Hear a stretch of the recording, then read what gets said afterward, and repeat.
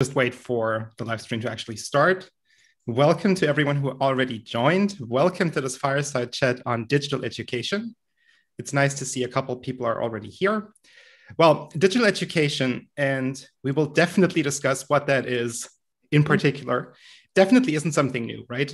But after more than 1 year of COVID and a collective crash course on digital transformation, we thought it might be a good time to discuss where we are at and where we're going with this.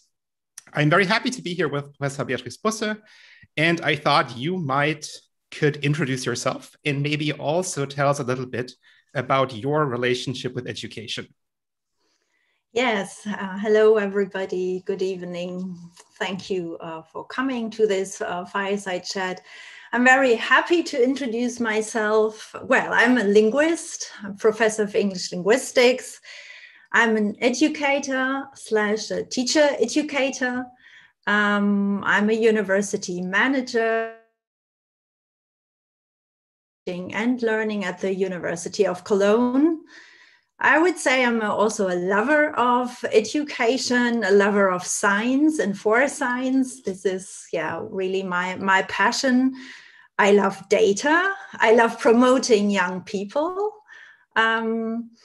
And I also, since, I've managed or I've come to be a part of the management teams at different universities, I think I'm also very much interested in leadership questions and, how you try to promote leadership as such in all sorts of ways.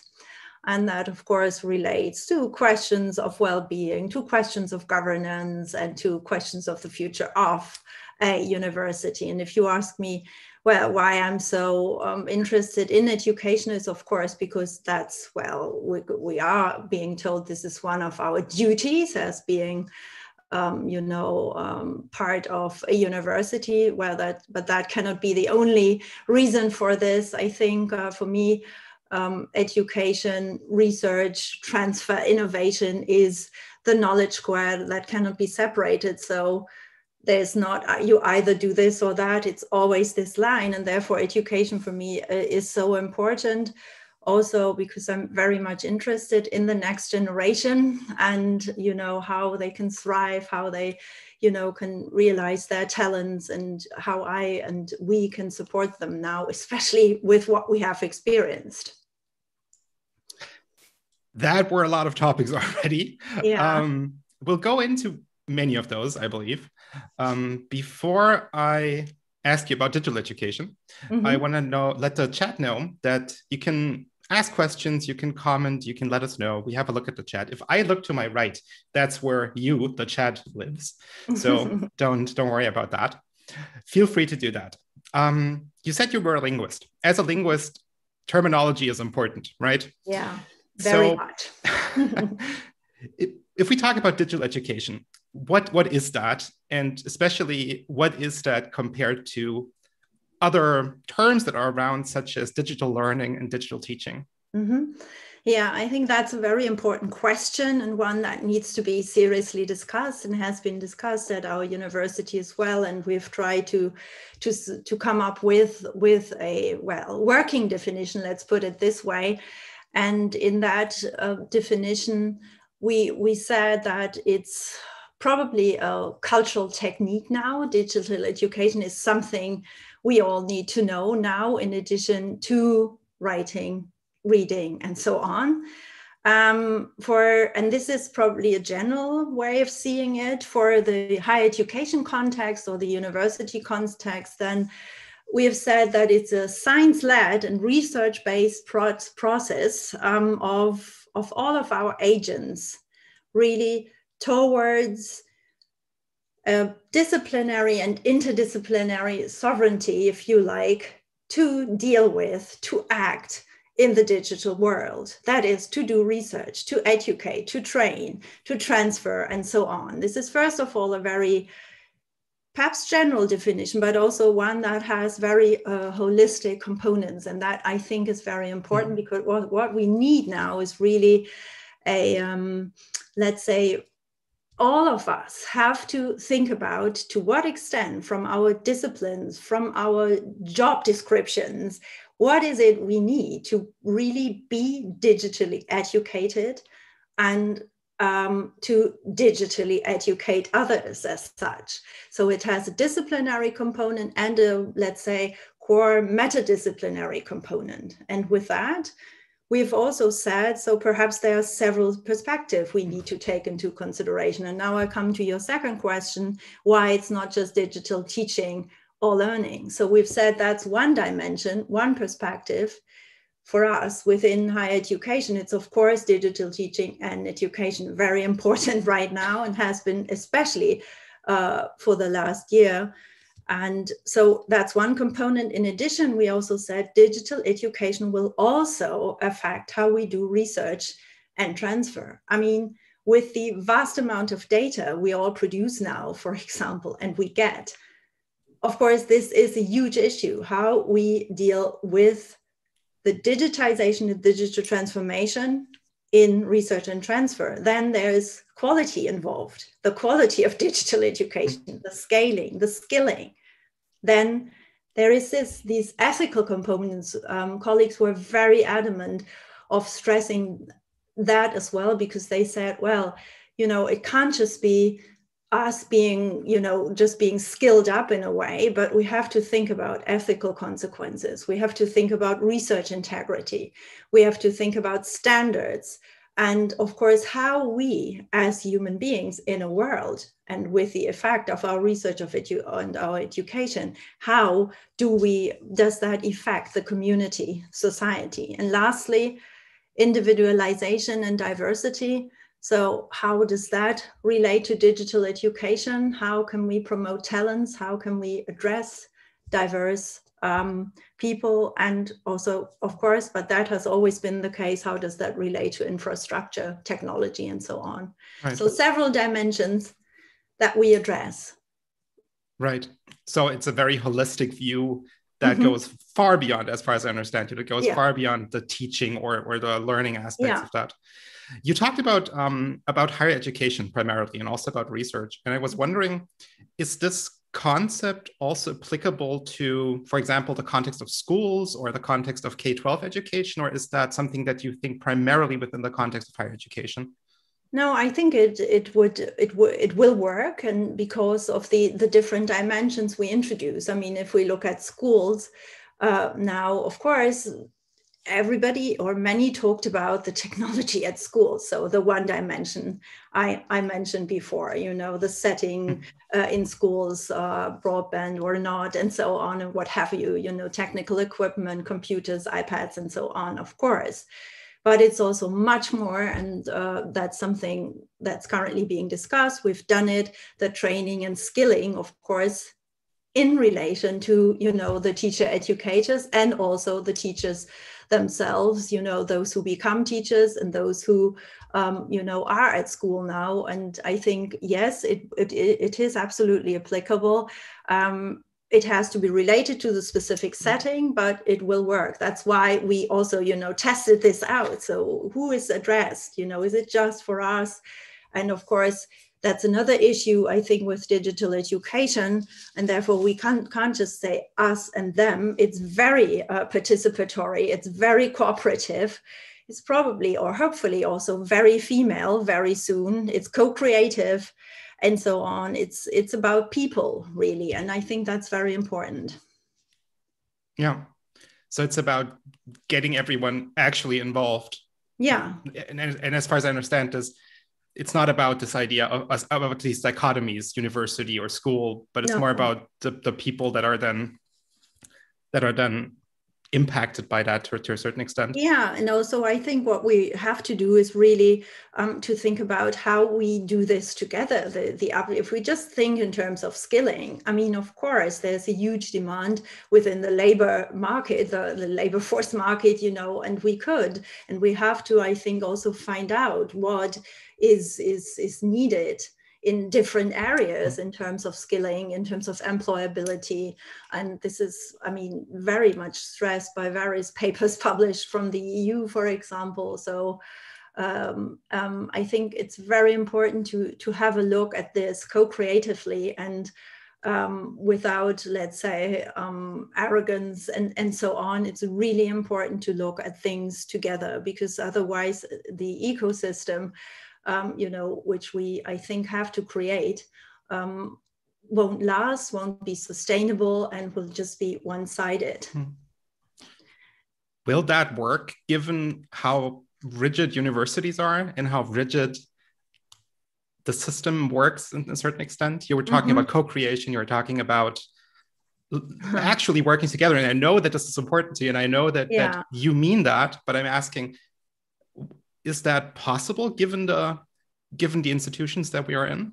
Yeah, I think that's a very valid question. And as you know, it's also a process and something we now, given the big societal challenges we are facing, and the need for interdisciplinary expertise and for various expertise from various angles, for me, this is the only way of how we will be able to work. So it's working together, it's teaming up, it's bringing our strength together to really find solutions to the problems, to the challenges we are facing, but also to celebrate really what we are able to do. I mean, we've seen this now with the COVID pandemic and the renewed trust in science and what the virologists, the epidemiologists, and so on have achieved.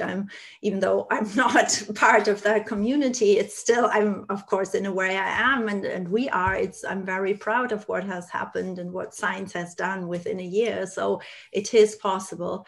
And we have seen that in order to be very resilient, silos are no longer working. We have to work together. And for me, that's one of, I guess, one of the leadership, let's say, features, the leadership mantras I'm carrying, that we do this together. That we probably also have to do this together for it to work. Yeah. But of course, I mean, there are issues and change, reformation and transformation. That's vulnerable, because you have to give up positions, you have to rethink certain structures, you have to recreate structures. And that's, of course, I mean, a huge issue, because, I mean, we are a system of knowledge experts, and I mean, who are, I mean, in that sense, knowledgeable and, of course, used to certain patterns. And I guess that's also very human to to fear change. It's like in language change as well. I mean, there are a number of articles that write about progress or decay. And, this is it's a human trait, and this is what we're experiencing at the moment. But I think we have also seen massive, wonderful examples with our, let's say, literal windows into the kitchens of everybody, and what we have achieved, during this last year. I think it's amazing. And I'm very grateful for that. Yeah. I think we are all great, or most people, me included at least, are grateful for how well things went despite everything else. Yeah. Someone in the chat made a comment, and they were talking about this idea of taking something and then basically bringing it into the digital. And they were talking about schools, and that a broken system, basically, as they describe it, to just digitize that is the wrong approach, according to them. You were talking about transformation. Mm-hmm. So what would be, and I'm also thinking about this idea and this discussion about the added value. And I think that that's a very counterproductive discussion to a certain extent. So adding the digital on top. Mm-hmm. Could you maybe talk a little bit about your I agree that a one-to-one transition of let's say a scenario we created in physical presence, let's say a pedagogical scenario we created in physical presence, transferring that one-to-one to the digital or virtual sphere usually doesn't work.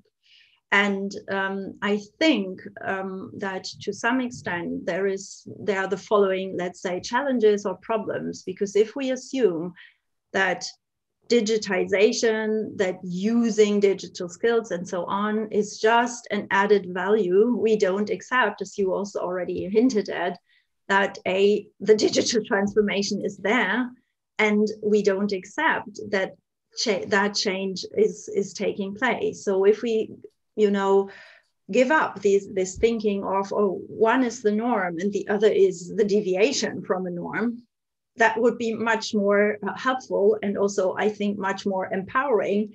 And we can really then unleash the creativity that is used, because we could say there are certain contexts and we use the different tools, the different means we have and modes in a certain way and in a certain context. And I think doing this would really help us to be a bit more relaxed and to allow for mistakes as well, rather than, trying to just really force this transition. And I think that's one challenge we're facing, that we have to accept. Some call it that the leading medium as such is change, because all the knowledge is now online and in the web, rather, or in addition to being in books. So some talk about, and we've heard a presentation by Professor Meinl and Philipp Wampfler, who basically said, we are in the university 301 and 300, so where this is the digital world as such. And I'm not saying we should just be digital and in a digital sphere, but this acceptance that the transformation is there and we have a new medium as such is very important. Mm-hmm. I was just thinking, because in chat, there was a comment that universities should be the most innovative places in the ecosystem. And now, as I was listening to you, I was also thinking about this idea that also universities are historically established. They are a fundamental part of society and of our educational system. And so there seems to be these two poles. There seems to be on the one side, we need to be extremely innovative and we need to be ahead of the game, so to speak. Yeah. And on the other side, we need to kind of, or maybe we need to, I don't know, need to stay this institution that a university is, and the roles that they have. As someone who's basically at the helm of a university, how do you feel about this? Interesting situation.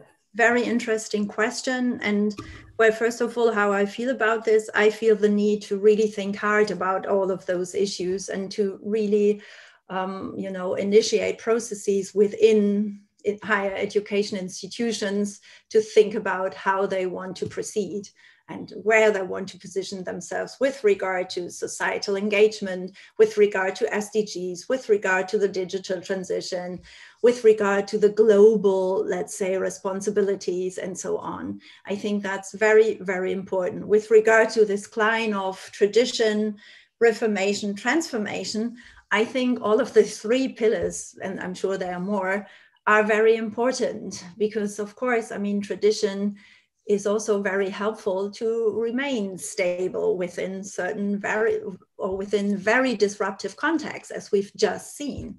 Universities have been very stable in that sense, and we've managed to do it. And at the same time, there are wonderful things about the idea of a universitas as such, and the fact that there are so many different people, researchers, educators, management, technologists, and so on at one place. I think this is and especially the young people as such, the next generation with whom, we create the future. And without, I don't think we would be as creative as we are. I think that together is outstanding. That has always been a defining factor. And luckily at some point women were able to study as well. So that's this diversity, this critical mass is fantastic. And now I think the next step has to come for the future university to think about whether it's more of a reformation or a transformation or both.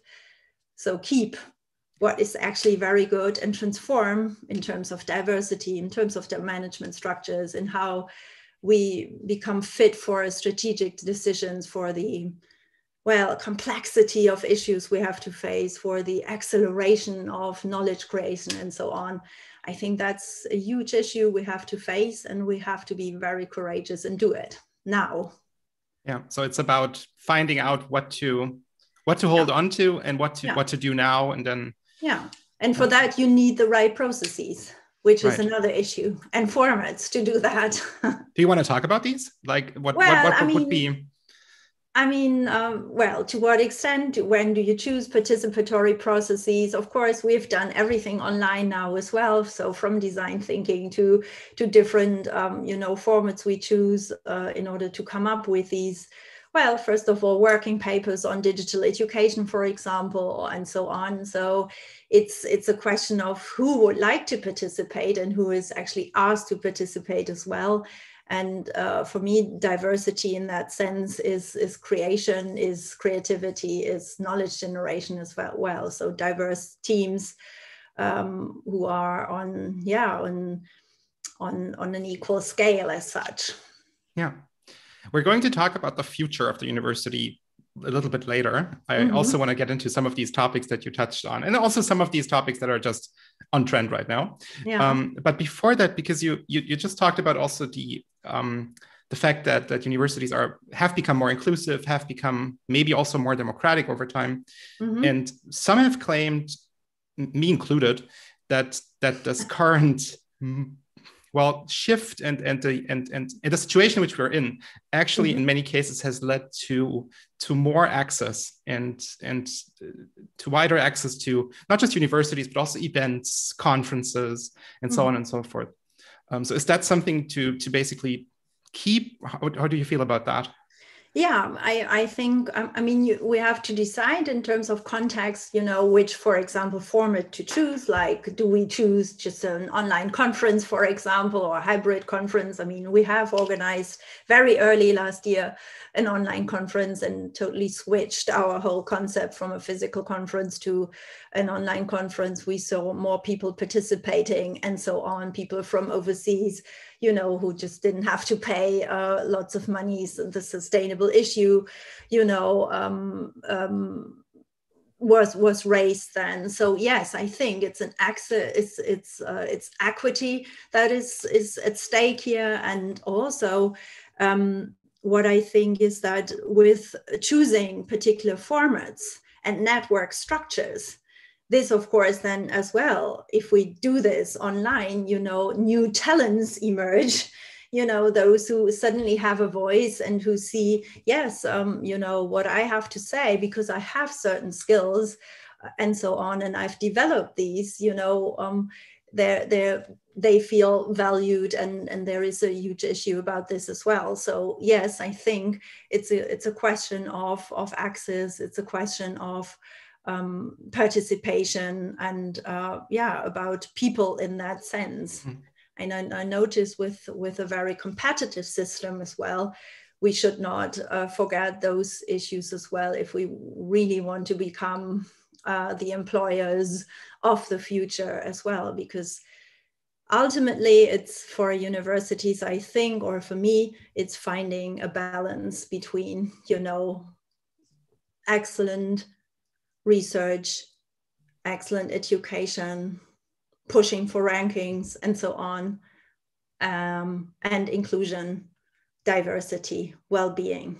And not on the other side, but for me, that has to become one package. Yeah, that's a challenging thing to do. I think I want to talk about well-being a little bit later, because that seems to be a big thing, maybe also linked to this green transition, idea of green transition. But as you already said that, you talked about this idea of a hybrid event, and of course, everyone's talking about hybrid teaching and learning right now. Yeah.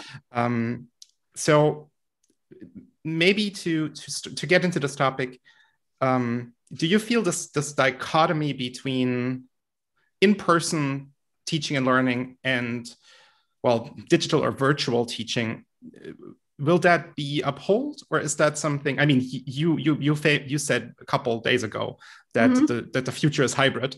So maybe you could maybe talk a little bit about that and how you feel about this dichotomy that's there. I mean, people are discussing also in the chat. There's people discussing the affordances of in-person teaching versus remote teaching. I think I would still say that the future is hybrid as such with regard to teaching. But perhaps we can also look at this from a different angle, because what we really have to think about, how are we going to move on in a future directed way?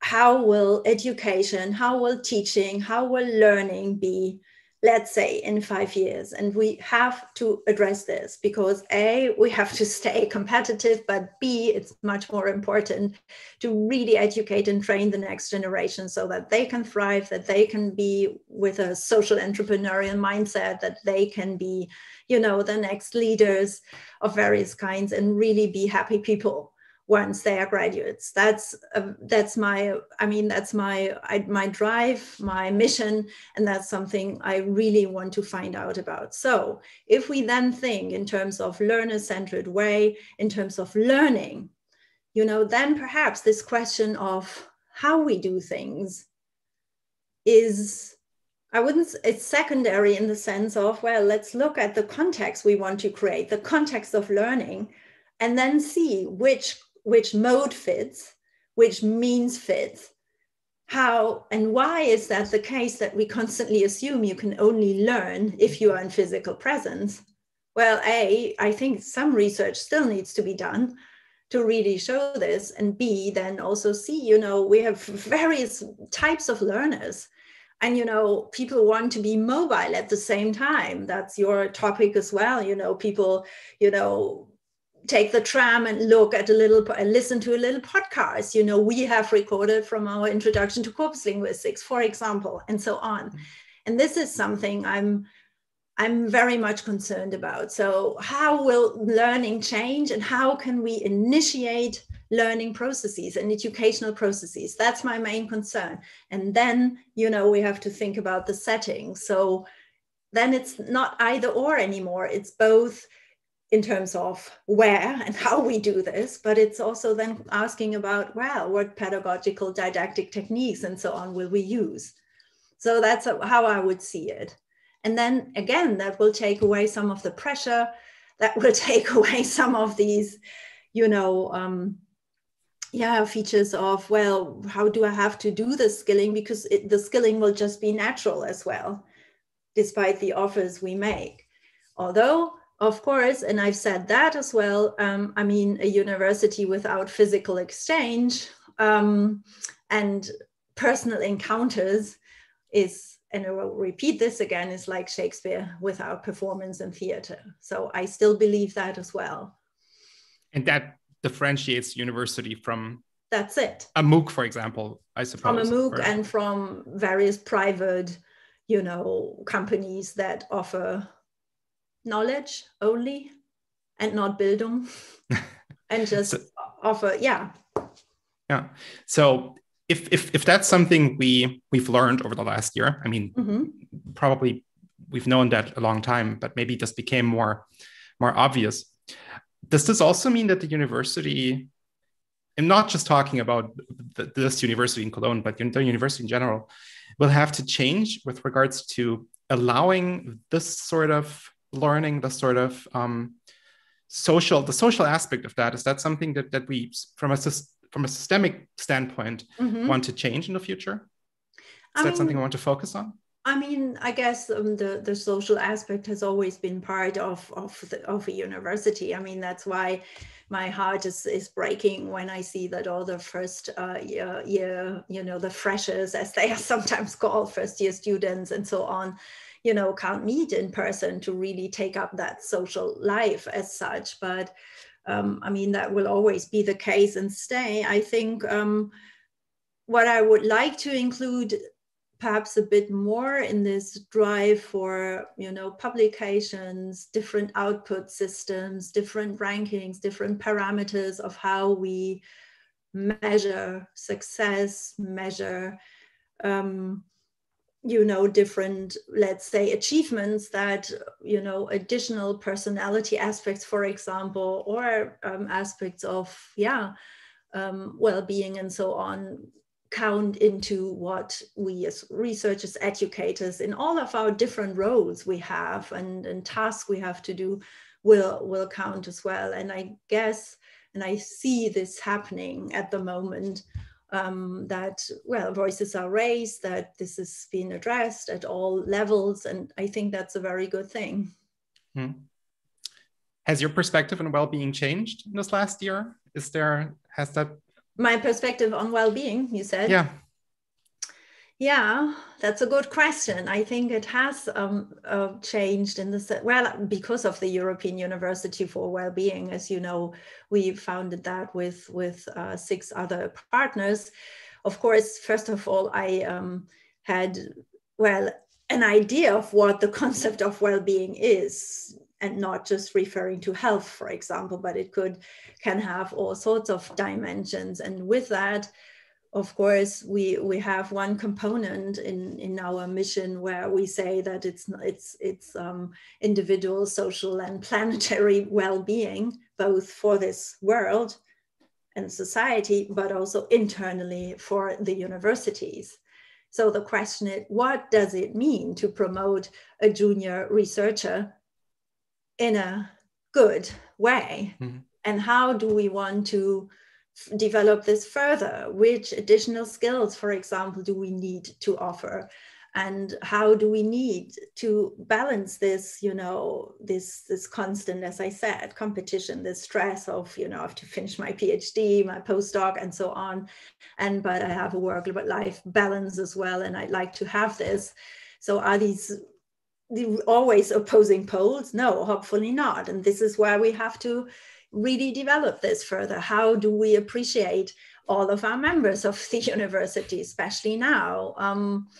That has something to do with participation, as I've already said. That has something to do with empowering people, with giving people a voice, and so on, in addition to really creating the environment that the research is excellent. And excellent doesn't mean perfection. So we are back at the person, basically. We're looking at the individual. Yeah. That's, thinking about that, if we're looking at individuals, and I'm not just talking about staff, but also about students, and mm-hmm. especially those who are starting their studies now, mm-hmm. Does this also mean that this whole idea of studying needs to become more flexible? Or is there... Mm-hmm. If we look at the individual, and if we look at the individual, and at the skills that the individual needs for whatever she or he wants to do, how is that compatible with how at least how I experienced university with degree programs and and subjects and so on and so forth? Yeah, that's a very good question as well. And in relation to what I said already about the focus on the learner and learning processes, then of course, there is a certain individualization process as well that is at hand here, and that we need to take account of, and also I think to cater for.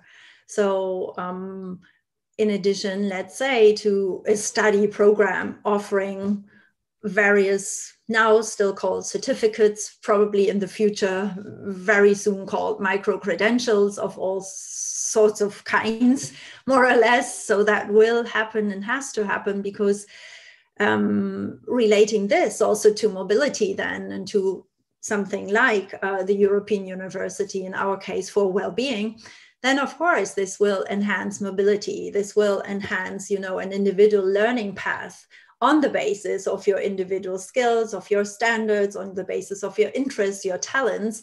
So you can, with that, on a lifelong journey, really, skill yourself up, improve, or whatever you want to call this, your skills. And I really hope this will happen, because this will also, I think, show up even more talents as we already have. This will increase diversity, and also, address, well, I think a different kind of, let's say, students who then, of course, we have to be aware of that, will be able to choose, where this is actually offered. So we are in a competitive kind of framework there again, because if we don't do this, I think this will be, a disadvantage in the long run. And I'm hoping for this kind of flexibility. It's not easy to organize, because we have to agree on standards, of how we do this, on quality, of course, as well. Quality assurance is a huge issue there. But if we start, and I think it would be smart to start with digital education as such, and various dimensions like data literacy, digital responsibility, teaching and learning, and so on, that would be, I think, very, very smart to do and test this out, you know, how we do this. And of course, some certificates and so on in various areas already exist, but that has to be scaled up, I think. So lots more opportunities for people to build their degree to a certain extent. What I also heard in your answer is a focus on mobility, on internationalization, and on studying abroad. Or at least that was the term, or is the term right now. Yeah. If we dream a little bit, how would you imagine is studying abroad looking in a couple of years? If all of that flexibilization would come to fruition, what would that look like for a student if they wanted to go abroad? Yeah. Good question. I mean, for me, it's still this knowledge square, which I always have in mind. So, you know, given the fact that we need to address some of the huge societal challenges in research together, so we will team up, we will co-create anyway, also in research. And we have done this anyway for a very long time already with research teams all over the world. So that I think will intensify. And with these, let's say, new formats of alliances in Europe and beyond, I think, of course, this will give huge opportunities for students, because if we then manage to do away with, you know, acceptance of credits, for problems with acceptance of credits you did somewhere abroad, if we really facilitate all the administrative you know, hurdles, if we, you know, do away with legal problems we might face, then this is just fantastic. You know, students can choose, in our case, from Semmelweis, from Birmingham, from Leiden, from Florence, and from Nantes, and, you know, choose their additional skills they want to learn, choose their different courses, deciding, for this course, do I go there or do I attend certain classes? Yes, I want to go there because I want to learn the language as well, want to meet the people. They can decide, so what's my aim behind it? What do I want to do? And that process is facilitated in such a way, and it's our huge mission. It's, of course, hard work with degrees and everything, and these micro-credentials I've already mentioned, but it will be just fantastic. And if that then is also already related to a topic that is socially speaking, so at stake, like well-being, well, I might do some of the courses, you know, that are being offered again, and really, enjoy that. Yeah. So that's my vision. It's mobility for everybody, also staff, of course, and researchers anyway, but definitely students, and they are highly engaged to help us realize this. So that's fantastic. Yeah, that sounds like fun. Yeah, it sounds like a lot of fun and like a lot of good opportunities. Before we go on in this tangent, you mentioned a couple of times, and I just want to throw this in. You mentioned a couple of times these additional skills and the additional things people need to know. And I know, and it sounds like that you have something specific in mind that maybe goes beyond the individual person's degree or personal education. So could you briefly elaborate what these skills are and why we might need them and how we will get them? Yeah, I mean, so this focus here in this interview is, of course, on digital education, and I'll continue with that in a minute. But for me, it's also some, let's say, you know, some call them meta skills and so on, which some of them, like critical thinking, I think that's the core of university education. We do that anyway, and we do that in the disciplines and beyond. But I think now, thinking in terms of global goals, in terms of the SDGs, in terms of also interdisciplinary skills. So what really is interdisciplinary and transdisciplinary work? And at which stage can you introduce this, and why? And if there's a student who's really into research from the very beginning, then I'd like to offer that student these research opportunities in a, let's say, more prominent way than, you know, we do it in perhaps the study program as such. So that's one. And for digital education, and again, I think it has to be something for all, but because we need, all of us, even researchers, need to be trained in, for example, data management, definitely. So if I had, let's say, a taxonomy of digital education, of what I think at the moment could be at stake, and this is highly dynamic and will be changed and will be changing because of the development we are currently experiencing. For me, it's data literacy. So dealing with, well, methods, data storage, data security, all sorts of data issues that come up, using or being able to differentiate fake from fact, and so on. Digital responsibility. So how, you know, do we act as agents on the web, because we are, and we have a responsibility there. What are ethical issues? Digital literacy, so using coding, for example, understanding algorithms, not necessarily being able to code them, but understanding them, and also trying to understand what the impact is of being guided by algorithms already. Well, that could be another interview, how that is the case. And yeah, then of course, digital teaching and training as such. I think this is also, I mean, for student tutors and so on, that's very important as well. I think these are the 3 to 4 dimensions. And for me, then in addition, new work methods as well would be added to that as well. So design thinking, co-creative methods that are at stake here. That's how it started. We're trying to build them up at the moment.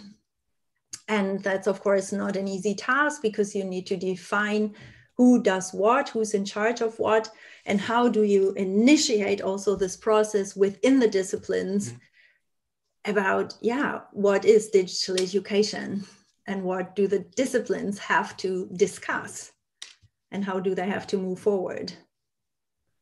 Right. Thank you. I just wanted to get this out there, so to speak, because I felt that these are underlying many of the things that you are thinking about. So that's why I wanted to talk about that.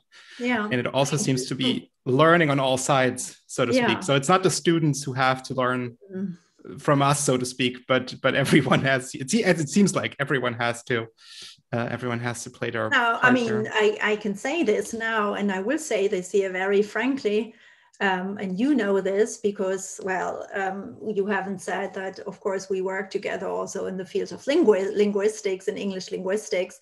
And I mean, you have skills I don't, like in machine learning and so on. But, you know, it's this kind of teamwork we have in order to build up our corpus of 19th century grammars and now 16th century grammars we do, and creating a real database and so on. So it's learning on all sides, and it's accepting that this is the case.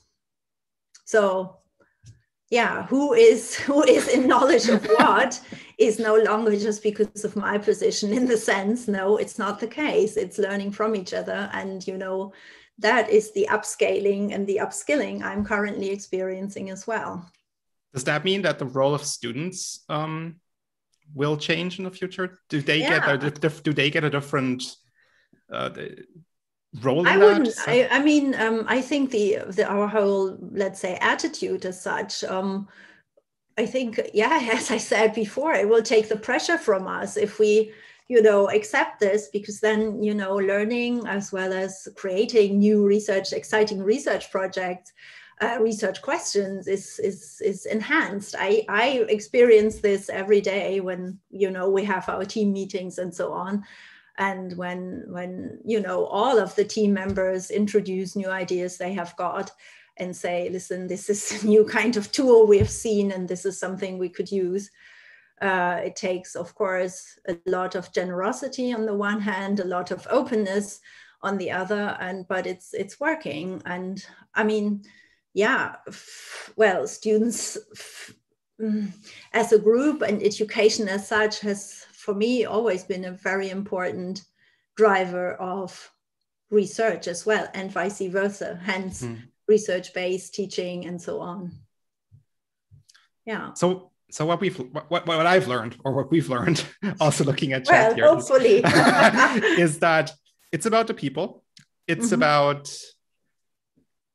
openness. It's about collaboration, and it's about figuring out how to make the best out of all the things that we have, without being overly focused on one thing, but look at the whole thing. I want to make it's a relatively hard cut, but I want to talk about two more of things that seem to be very interesting. And the one is, if there's this flexible university, and if we have micro degrees, and if everyone, which is a lovely thought, what happens to grades and exams and credits and all of these lovely things people count on? Yeah, it's a huge issue and a huge controversial issue. And, there are polls, and perhaps there's a decline of we no longer need grades. We no longer need like the classic written exam. And I know you'll force me to say anyway what I think. Do we need exams or not? I think we need, and there, of course, the real educators and the colleagues from psychology, educational psychology, and the colleagues from pedagogy and so on know much more about this. But what I want is that there is an alignment between what we teach and how we assess as such, and how we create new insights, new knowledge, how we create a learning path, how we create an educational process. And that has to fit.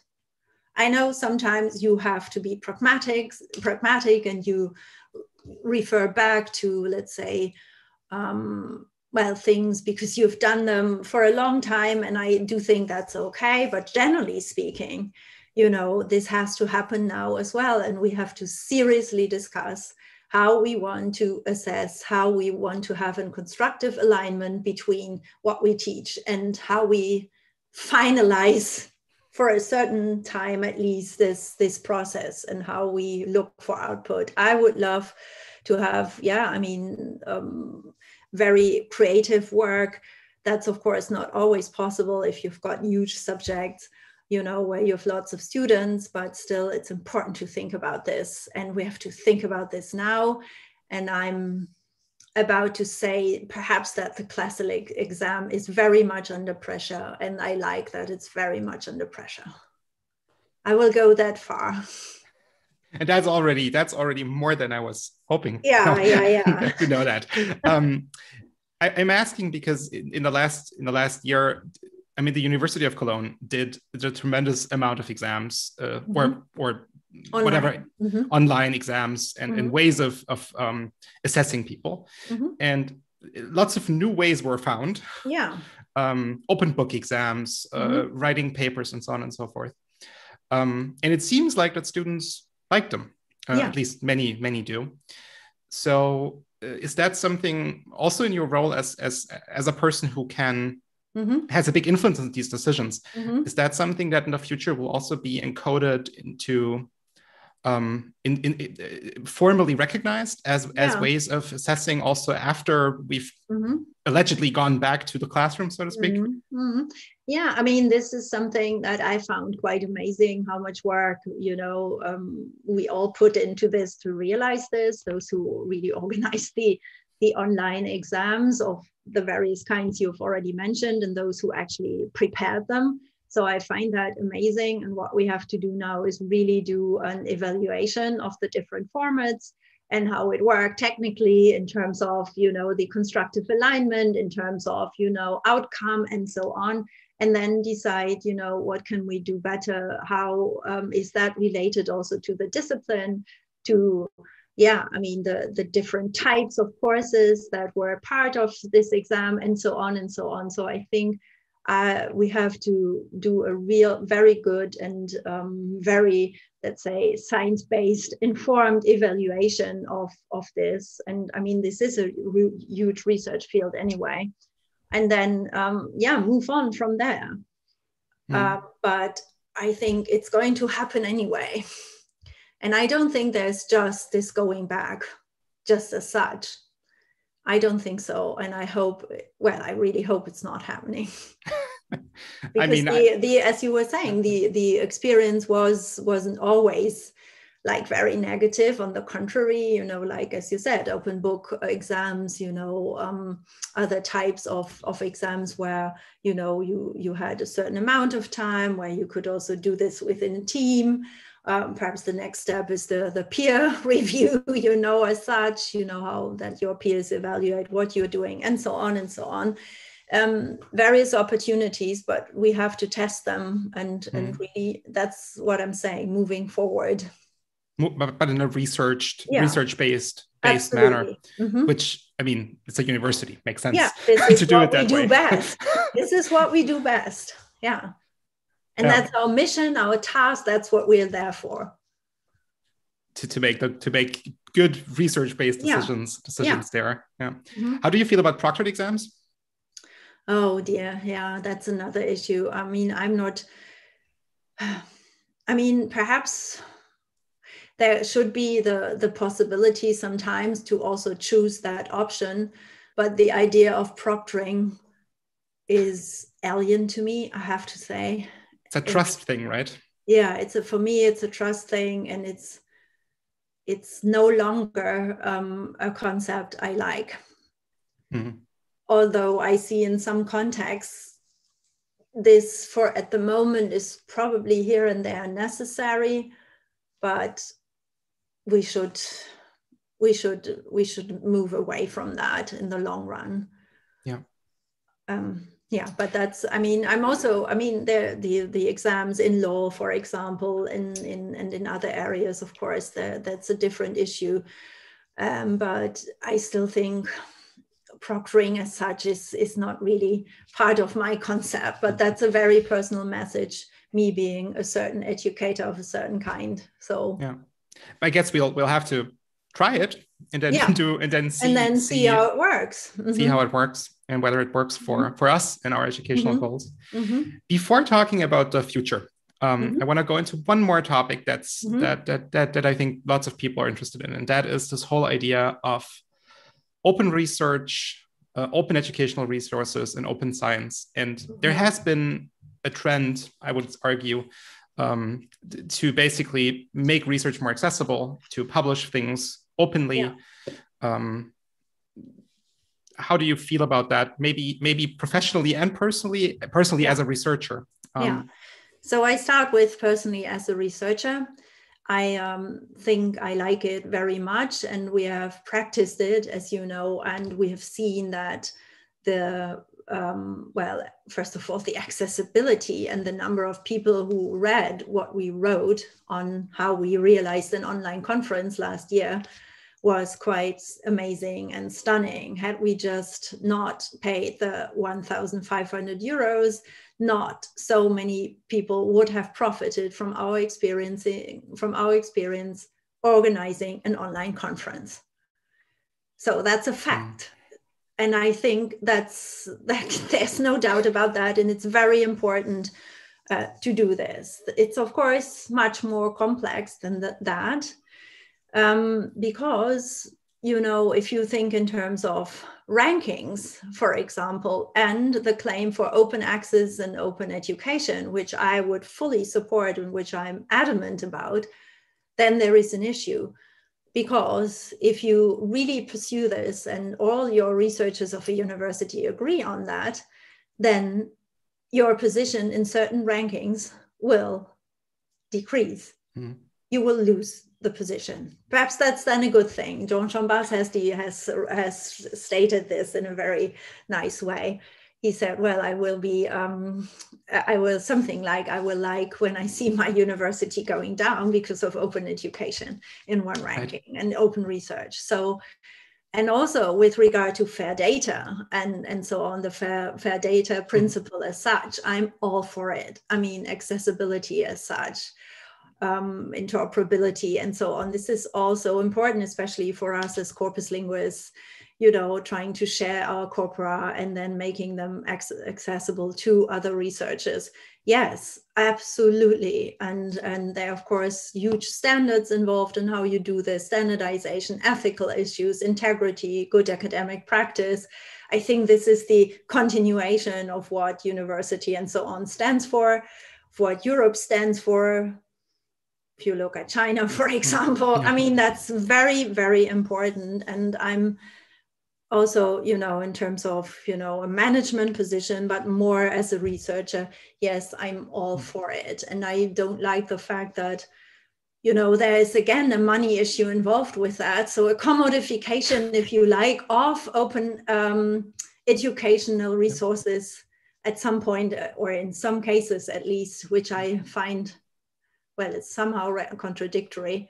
And that's something we have to work on. But the principle itself is there's no way out of this. And there's no alternative. And if we really want inclusion and diversity and all researchers in this world having access to the research that is being done, then this is the way forward. Not going to add anything to that. Yeah. We've discussed a lot of topics, and I've also pushed you to some. You did. Some harder ones. Are there any topics that we haven't discussed that are important to you? And especially, are there things that you see as underrepresented in discourse that you want to definitely talk about?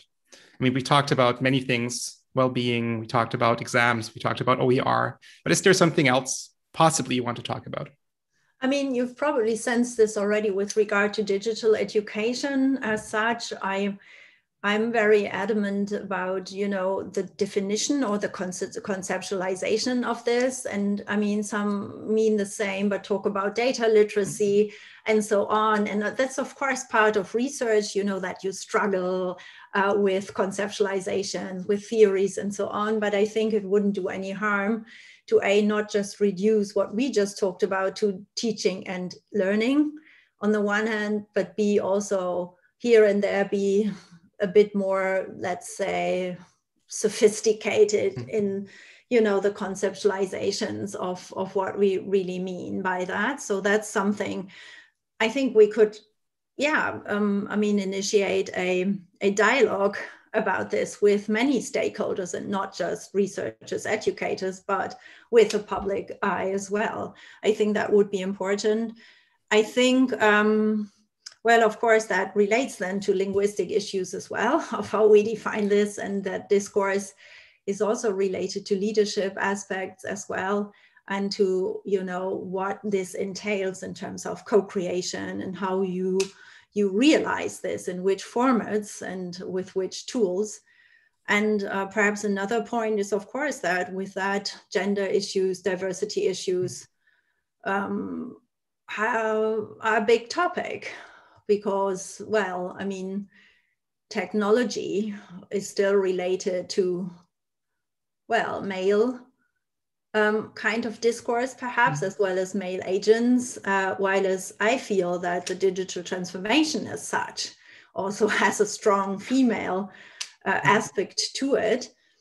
And of course, we know that STEM and STEAM areas are very important to have this diversity aspect involved. So that's a huge issue as well. And of course, I mean, the Girls' Days and other huge events that are currently being relaunched, done, and so on are a first step.